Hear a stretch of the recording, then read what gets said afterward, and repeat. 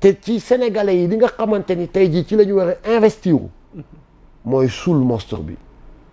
et à Ousmane Sonko seul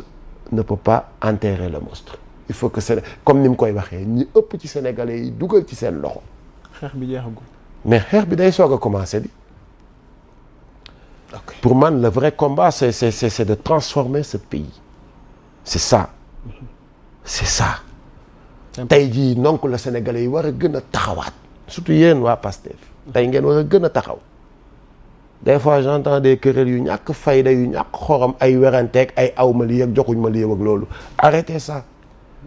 mais certains parmi ñoom ils ont leur raison te dégg nga ko parce que ñenn ñi jàpp nañ ni y a pas mal de responsables qui démb étaient à leur côté mais tey gisatuñ leen sentiratuñ leen c'est comme si ils sont laissés en rade gis nga récemment am na kuñ ci tegg ndombal tànkam ca présidence ñenn ñi jàpp ni gis ñu lu tax ñu war a tegg ndombal tànkam parce que war na mën a wax li mu xalaat effectivement war na mën a wax li nga xamante je condamne mooy li am la réalité. non je ne parle pas waxuma ñooñ de des fois nga dégg ay ñu nekk ci remous moom am na au sein de la formation politique quand même. non des fois nga dégg ñoo xamante ni déjà le PM bi mu génnee wax na leen ko des fois nga gis ku génn ne joxuñu ma poste comme si il se battait pour un poste que j'ai lu son texte déchargé de mission sans mission. Salimata Dieng yamu ca de ne tooguñ rek xoole après l'alternance on est venu proposer des projets ambitieux pour participer pour bokk ci ñi indi solution pour donner de l'emploi non seulement au JPS mais à presque beaucoup de jeunes sénégalais. Salimata Dieng que je salue de passage et que j'encourage bokkul de waxuma ak ko ñooñu de kooku li mu wax dégloo may la dama dugg sax ci biir texte bi te c'est une énergie boo xamante ni comment tu peux nan nga mën a amee capital humain changer de mission alors que y a combien de terres cultivables non cultivées yow booy yi bu dara dul dara da nga leen doon mobiliser ci vacances citoyennes. ak VAP bi. VAP moom laa wax vacances agricoles patriotiques vacances agricoles patriotiques di nga leen ci doon mobiliser. aujourd'hui yow tey jii nii tu as le pouvoir mais il faut prendre ce JPS et d'autres jeunes sénégalais donner leurs 1000 hectares. 1000 hectares léegi nga am sa autosuffisance ku ci nekk gis ci sa bopp. c'est important. quelqu'un que tu mobilises te jox loo ko xaalis. moo doon sax jël xaalisam di ci def. aujourd'hui il ne demande pas de l'argent aujourd'hui il est conscient que ni l'État ne donne pas de l'emploi man non dama la ñiy wax ni aw ma poste. mais ñoom Salimata Dieng li ñuy laaj. mooy ñu accompagner leen ñu continuer la mission la VAP kooku programme bu doy waar la léegi yow kooku doo ko daggal benn 1000 hectares ils sont combien de jeunes JPS ñaata jeunes lañu ba pare ils ne sont pas complexés ba pare ils ont compris que l'agriculture ça change la vie de l'homme financièrement ak ci lépp. donc ñooñu doo leen jël nga defal leen nga kii leen benn programme d'agriculture bu doy waar léegi ñu tasum réew. macha allah c'est important mbokk yi c'est Kilifeu dañuy wéyale waxtaan wi ci beneen xibaar goo xamante ni ci bésu tey jii lañ ko jot mu di une nouvelle épisode dans l'affaire Soya Diagne le procureur de la République qui a confié le dossier au juge du premier cabinet du tribunal de Dakar pour l'ouverture d'une information judiciaire a demandé au doyen des juges d'instruction de lancer un mandat d'arrêt contre Akhenaton pour des faits de diffusion et de discours contraires aux bonnes mœurs. Alors donc mandat d'arrêt contre Akhenaton dans l'affaire Soya Diagne bi nga xam ne am na deuxième retour de parquet. Quel décryptage ci affaire boobu nga xam ne mi ngi bëgg a jël yeneen tournure. Qu'est-ce qui s'est passé? lu xew? On arrête Soya parce que il a publié une information. Soya moo ci kan? Soya Diagne c'est le patron du média Le Dakarois 221. Je te promets que je le connais pas. Ok. Je te promets que je le connais pas. Qu'est-ce qu'il a fait? diffusion de fausses nouvelles. diffusion de fausses nouvelles la def moom lañ koy toppee. moom lañ koy dossier bi toppee noppee guñ ci mais ci biir dossier bi mu laale li nga xamante ni moom mooy ak Akhenaton ndax dañ leen di toppee ci tuumaal kilifa gu mag ci réew mi donte tudduñu turam ci mbirum viol wala mbirum jote ak soxna soo xamante ni ab rwandaise la mu di loo xamante ni nag jàpp nañ ni xotti war may kilifa la ci penc mi ci dossier googu daal moo tàbbi ba ñu ngi toppee ki nga xamante ne Akhenaton mandat d'arrêt ci ndoddam parce que depuis un certain temps gis nañ kilifa yu bëri moom ci penc mi moom bëri na liñ ci wax lu jëm ci vie privée nit wala lu jëm ci war may nit wala lu jëm ci kan mooy kilifa quand on est être humain rek kilifa lañu gis nga boo ñëwee fekk nit ki mu taxaw nga jam ko fetal wala nga jam ko paaka mu dee lan la ñuy wax tu as commis un crime loolu la ñuy wax exactement pour man crime bi gën a doy waar mooy bi nga def nit ki ba pare bàyyi ko muy dund wa rey nit bàyyi ko muy dund mais c'est quoi la dignité humaine bañ ko xotti worma c'est quoi la dignité humaine yaa Moussa dafa yomb pour man la sanction doit être plus sévère ci koo xamante ni surtout que teguñ ko ci lenn lu dul maag yow bokkuñu camp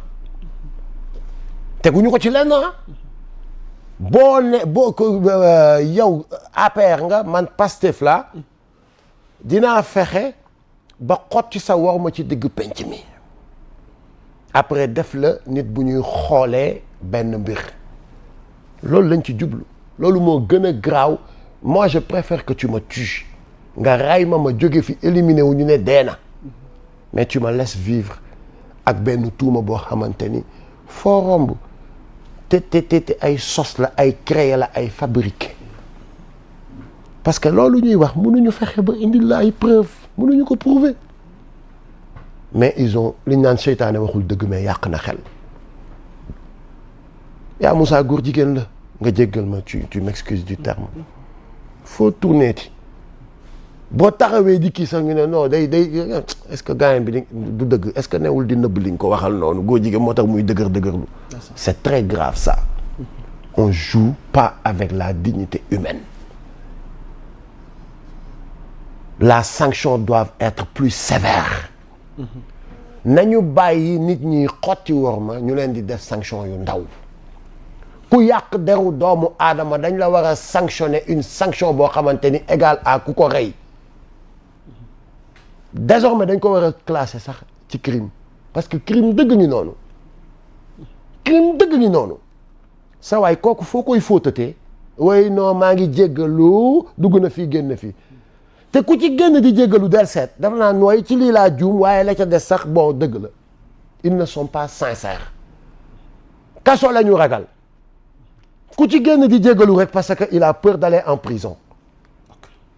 mais fekk le coup est déjà parti mais yaa Moussa que les gens se mettent à la place de leur prochain que les gens se mettent à la place de leur prochain balaa may jël yaa Moussa di ko def loo xamante ni damay njëkk indi sama doom man sama soxna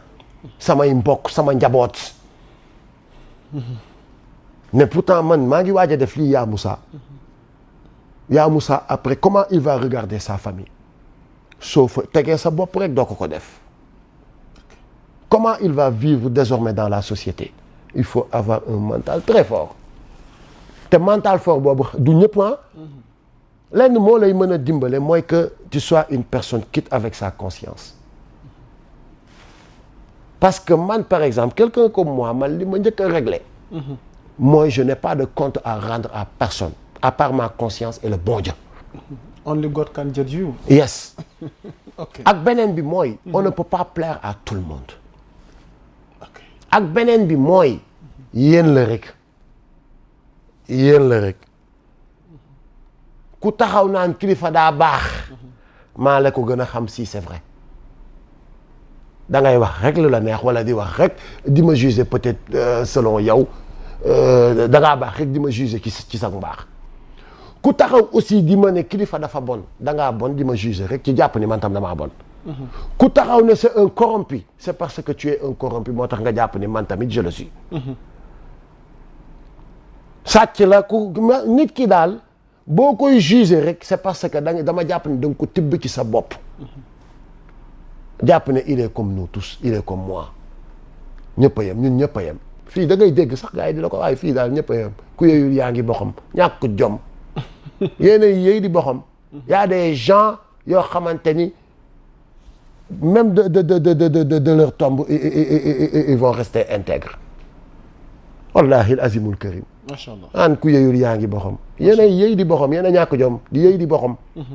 am na ñuy rester intègre ba xëy dee dugg ci seen tombe di rester intègre donc la justice doit être sévère par rapport à ça. mandat contre Akhenaton ndax dina yomb ndax moom it boole nañ ko ci mbir mi. Akhenaton gis nga yaa Moussa xam naa ça va dina surprendre beaucoup de Sénégalais. waaw moo ciy kan encore. xamoo ko. kan mooy Akhenaton. ok on passe. non sérieusement. waaw yaa Moussa dama teel a wàcc 20 heures. dëgg la parce que je t'avais donné ma parole que je vais faire émission avec toi. ok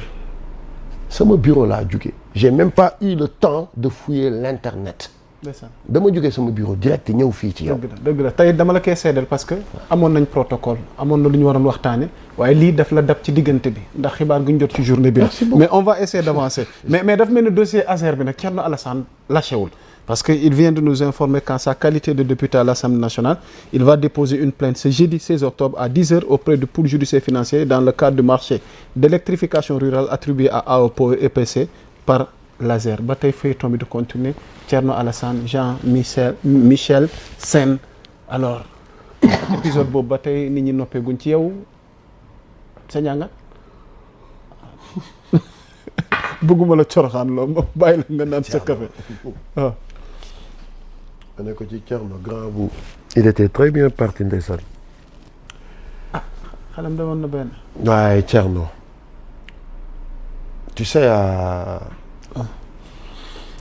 ni ko sama benn jarbaat doon waxee coxoy baaxul déet waay mais coxoy baaxul sérieusement yaa Moussa